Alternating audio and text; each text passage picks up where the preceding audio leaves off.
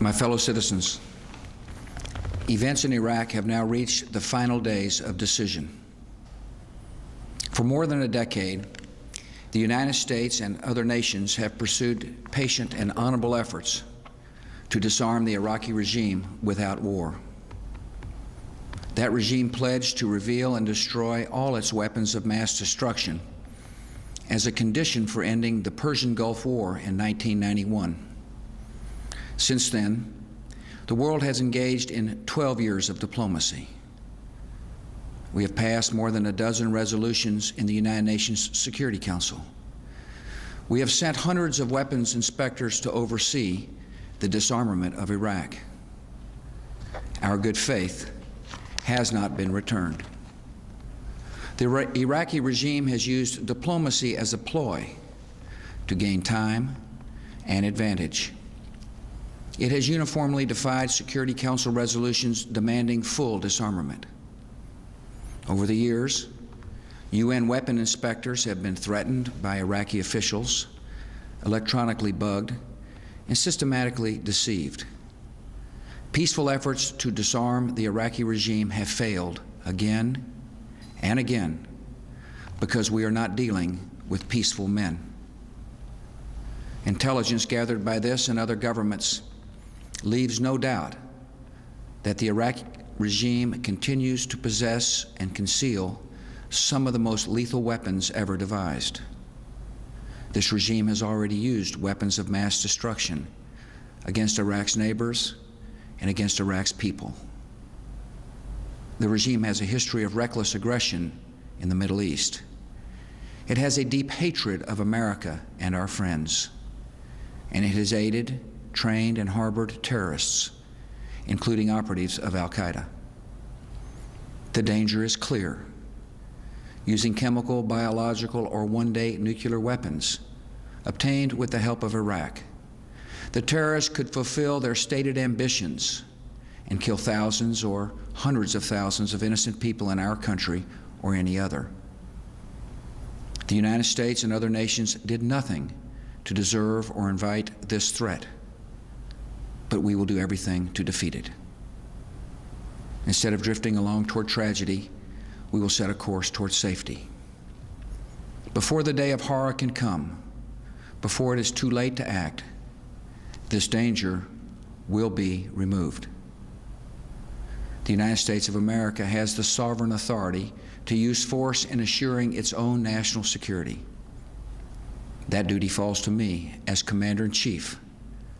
By the oath I have sworn, by the oath I will keep. Recognizing the threat to our country, the United States Congress voted overwhelmingly last year to support the use of force against Iraq. America tried to work with the United Nations to address this threat because we wanted to resolve the issue peacefully. We believe in the mission of the United Nations. One reason the UN was founded after the Second World War was to confront aggressive dictators actively and early before they can attack the innocent and destroy the peace. In the case of Iraq, the Security Council did act in the early 1990s. Under Resolutions 678 and 687, both still in effect, the United States and our allies are authorized to use force in ridding Iraq of weapons of mass destruction. This is not a question of authority. It is a question of will. Last September, I went to the UN General Assembly and urged the nations of the world to unite and bring an end to this danger. On November 8th, the Security Council unanimously passed Resolution 1441, finding Iraq in material breach of its obligations and vowing serious consequences if Iraq did not fully and immediately disarm. Today, no nation can possibly claim that Iraq has disarmed, and it will not disarm so long as Saddam Hussein holds power. For the last 4.5 months, the United States and our allies have worked within the Security Council to enforce that Council's long-standing demands. Yet some permanent members of the Security Council have publicly announced they will veto any resolution that compels the disarmament of Iraq.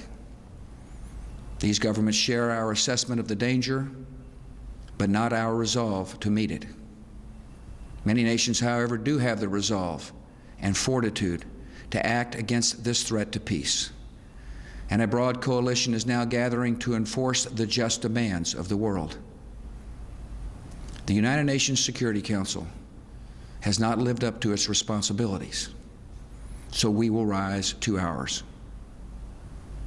In recent days, some governments in the Middle East have been doing their part.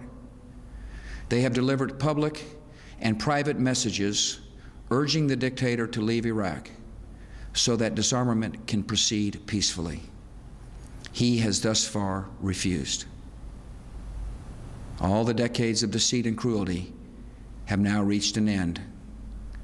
Saddam Hussein and his sons must leave Iraq within 48 hours. Their refusal to do so will result in military conflict, commenced at a time of our choosing. For their own safety, all foreign nationals, including journalists and inspectors, should leave Iraq immediately. Many Iraqis can hear me tonight in a translated radio broadcast, and I have a message for them. If we must begin a military campaign, it will be directed against the lawless men who rule your country, and not against you. As our coalition takes away their power, we will deliver the food and medicine you need. We will tear down the apparatus of terror, and we will help you to build a new Iraq that is prosperous and free. In a free Iraq, there will be no more wars of aggression against your neighbors, no more poison factories, no more executions of dissidents, no more torture chambers and rape rooms. The tyrant will soon be gone. The day of your liberation is near. It is too late for Saddam Hussein to remain in power. It is not too late for the Iraqi military to act with honor and protect your country by permitting the peaceful entry of coalition forces to eliminate weapons of mass destruction. Our forces will give Iraqi military units clear instructions on actions they can take to avoid being attacked and destroyed. I urge every member of the Iraqi military and intelligence services, if war comes, do not fight for a dying regime that is not worth your own life. And all Iraqi military and civilian personnel should listen carefully to this warning. In any conflict, your fate will depend on your actions. Do not destroy oil wells, a source of wealth that belongs to the Iraqi people. Do not obey any command to use weapons of mass destruction against anyone, including the Iraqi people. War crimes will be prosecuted. War criminals will be punished. And it will be no defense to say, I was just following orders. Should Saddam Hussein choose confrontation, the American people can know that every measure has been taken to avoid war, and every measure will be taken to win it. Americans understand the cost of conflict because we have paid them in the past. War has no certainty except the certainty of sacrifice.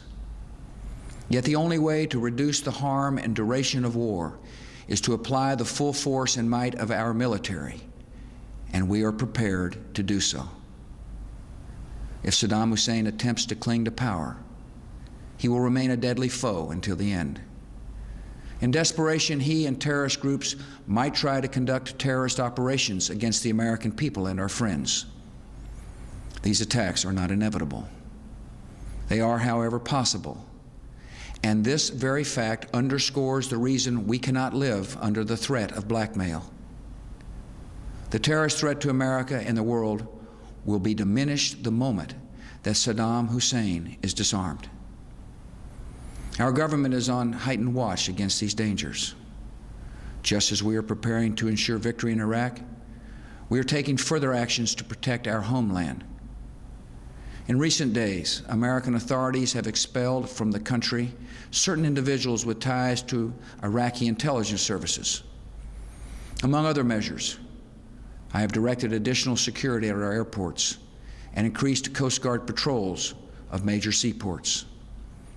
The Department of Homeland Security is working closely with the nation's governors to increase armed security at critical facilities across America. Should enemies strike our country, they would be attempting to shift our attention with panic and weaken our morale with fear. In this, they would fail. No act of theirs can alter the course or shake the resolve of this country. We are a peaceful people, yet we're not a fragile people, and we will not be intimidated by thugs and killers. If our enemies dare to strike us, they and all who have aided them will face fearful consequences. We are now acting because the risks of inaction would be far greater. In 1 year or 5 years, the power of Iraq to inflict harm on all free nations would be multiplied many times over. With these capabilities, Saddam Hussein and his terrorist allies could choose the moment of deadly conflict when they are strongest. We choose to meet that threat now, where it arises, before it can appear suddenly in our skies and cities. The cause of peace requires all free nations to recognize new and undeniable realities.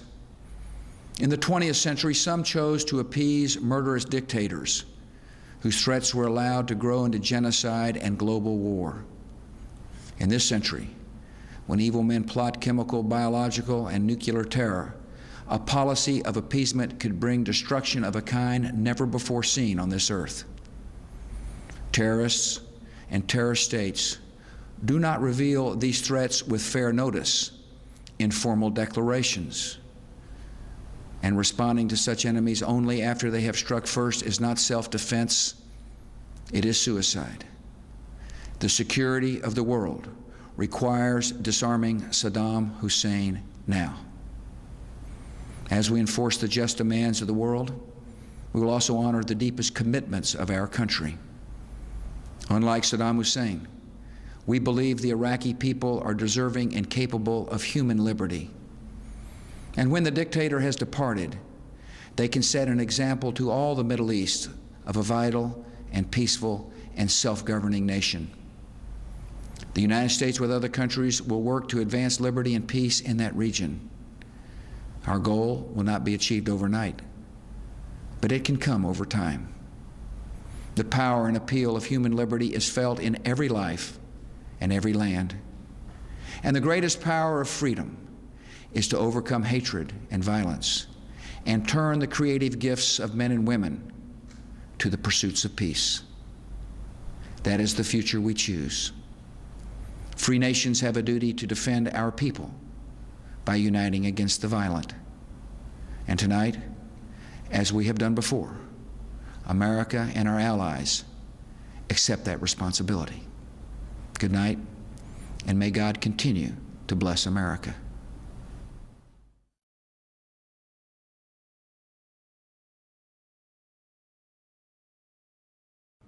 My fellow citizens, at this hour, American and coalition forces are in the early stages of military operations to disarm Iraq, to free its people, and to defend the world from grave danger. On my orders, coalition forces have begun striking selected targets of military importance to undermine Saddam Hussein's ability to wage war. These are opening stages of what will be a broad and concerted campaign.